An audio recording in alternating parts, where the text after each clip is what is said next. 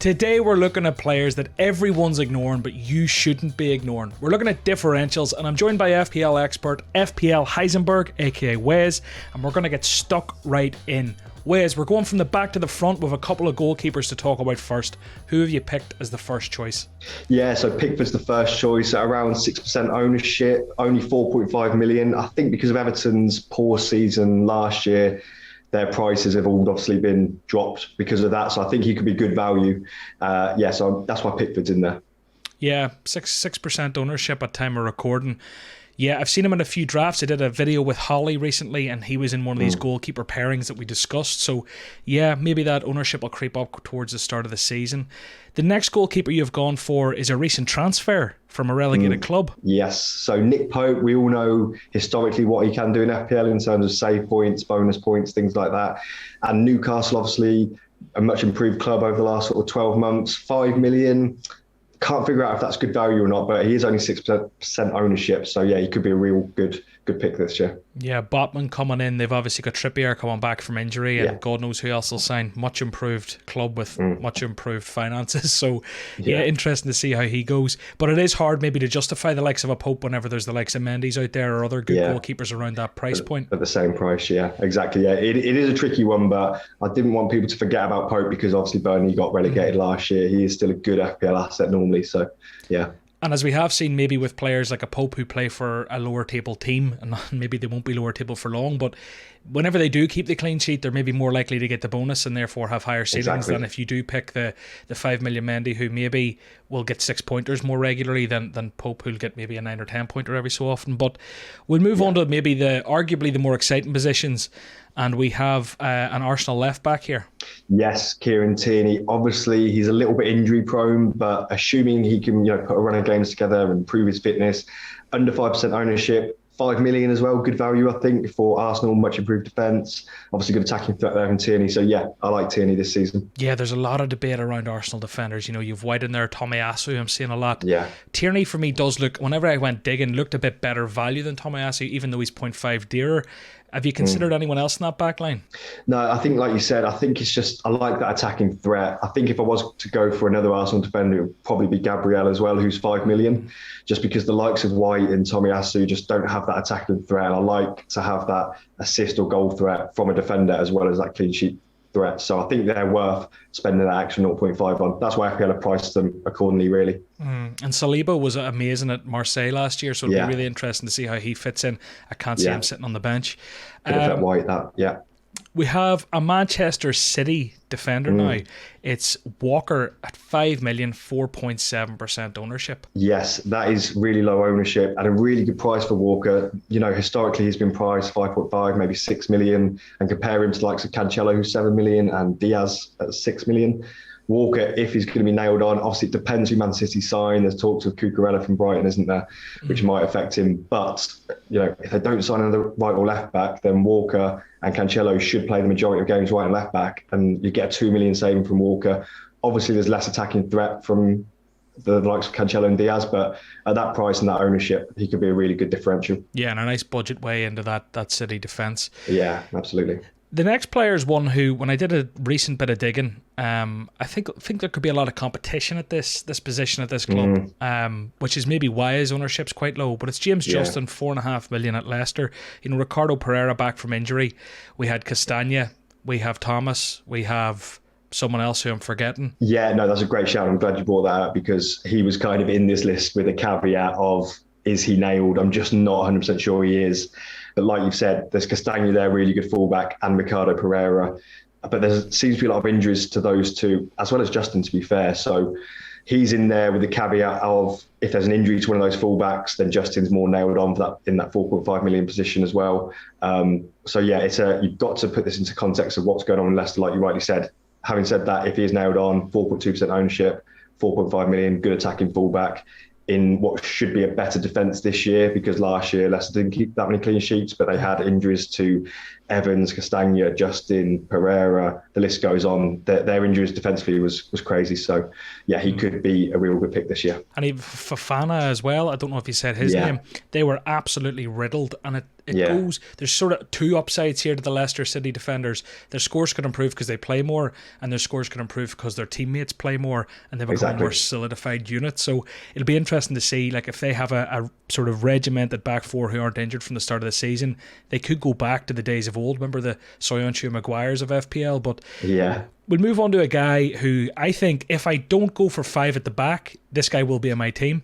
Recent transfer to Nottingham Forest. Yeah, attacking fullback, like you said, he's just signed for Forest on the time we're recording, that was today. His ownership's under 4% at the minute. I do think he will actually become, ironically, not a differential by the time the season starts, because he looks like the pick of the 4.0s.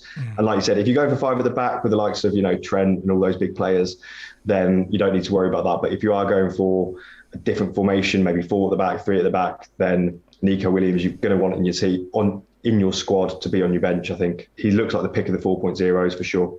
100%. It's that attacking potential, really. They have tough enough fixtures. I think all the promoted sides have relatively tough fixtures, to be honest. But whenever you've got someone who can get an assist or get a goal, and he has played more advanced for Wales, he's coming to replace, is it Jed Spence, who's linked with Tottenham, who had a really good season. I think Nico Williams for me is, like, at that percentage ownership at the minute, at that price point, an absolutely brilliant option.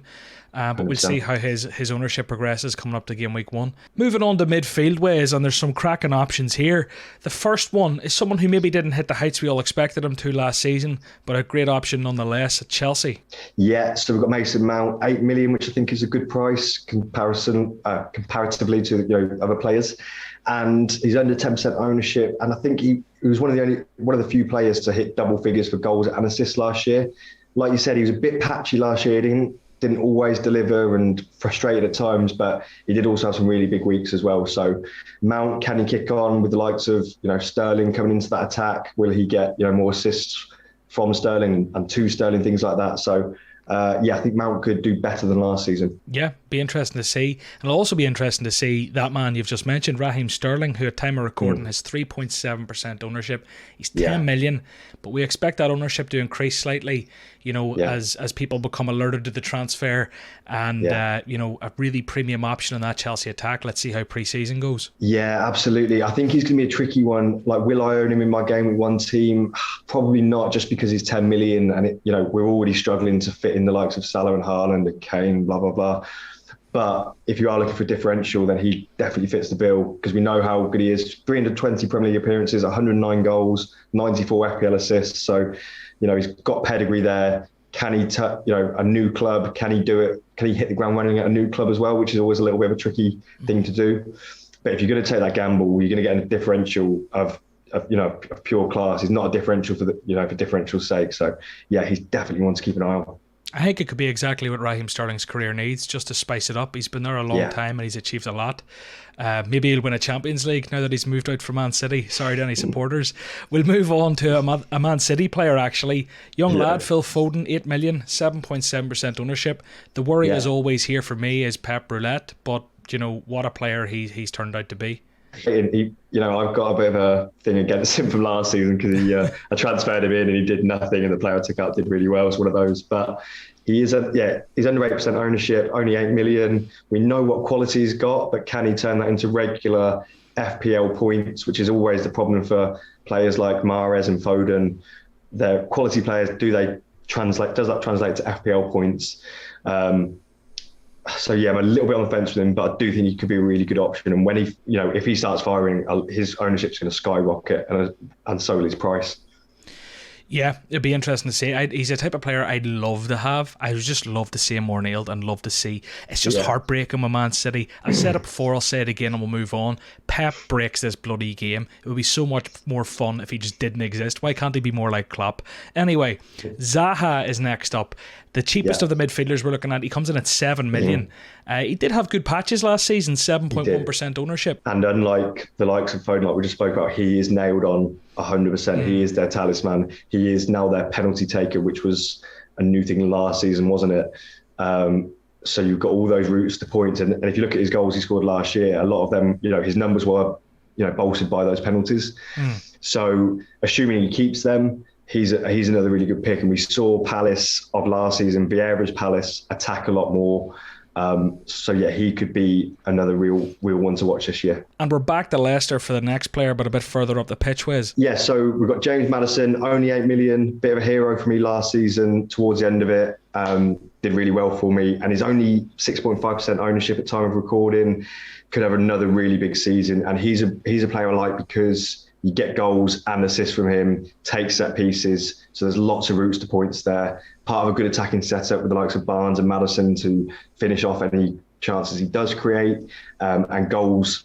You know, he can score inside the area, from outside the box. He's got everything, and also I don't think we've seen him at his absolute peak yet, and I think that's hopefully to come this season. So he's another one that could outperform his price tag.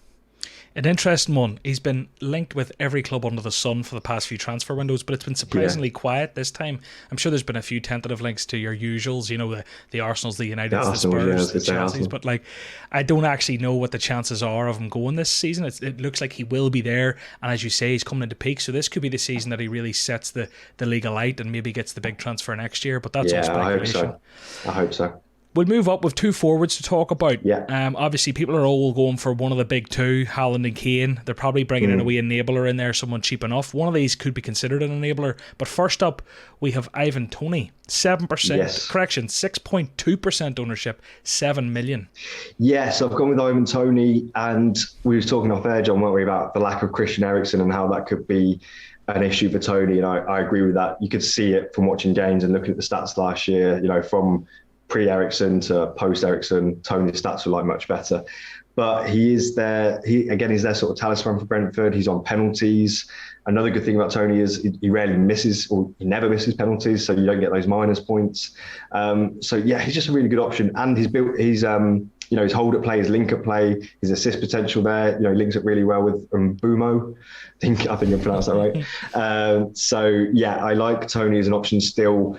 But yeah, I'm a little bit worried without Christian Eriksen how he will perform. But I'm just kind of hoping that somehow, you know, Brentford create enough chances for him to put them away. Yeah, that's the big worry for me. It's that lack of Eriksen there creating for Toney at 7 million. Yeah.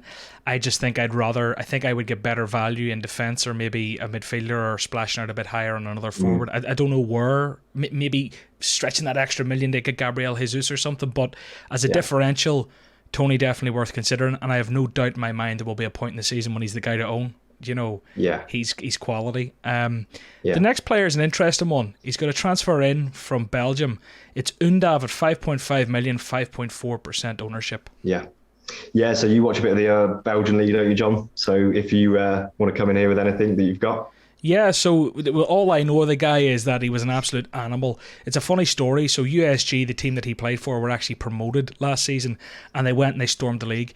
In the 34-match kind of regular season, they got 77 points, 5 points ahead of Bruges, who are like the dominant team in that league. And Undav was insane. He had 25 goals, he had 9 assists. Now, the way the Belgian season works is after that, it goes into like a kind of cup format to see who actually wins, and unfortunately I don't believe they won that. I think Bruges ended up the eventual winners, but Undav got the big move, you know, from second tier Belgian football to winning their first division. Now he's at Brighton. It'll be interesting to see what he can do.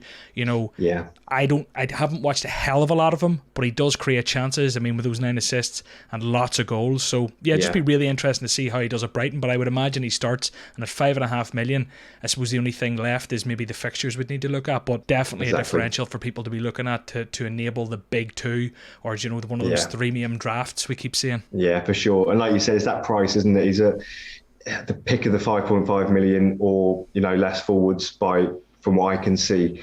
And, you know, new players to the league, always a bit of a risk. But if you are going for, say, a 4-5-1 sort of formation, or a 5-3-2, for a first sub option, he could be perfect.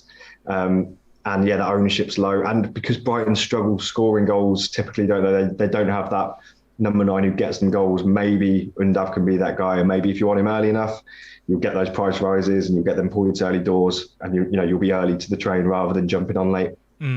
I think he's one for me. I would probably rather wait, unless I had to use him based on how my draft went, because his price rises, while they could happen quite quick at that price level because people would jump on very quick. I think I'd rather wait and see. And I don't actually know where he plays in the front line. I just know he was very effective in Belgium, but be interesting to see how that one pans out. Wes, thank you so much. I think that's 13 players people can consider to set them apart from their mates in their mini leagues. And do not forget, 50% off a hub membership with the link in the description, limited time offer. And if you don't win your mini league, you'll get your money back. T's and C's apply. Subscribe to the channel, and we will see you soon. Bye bye.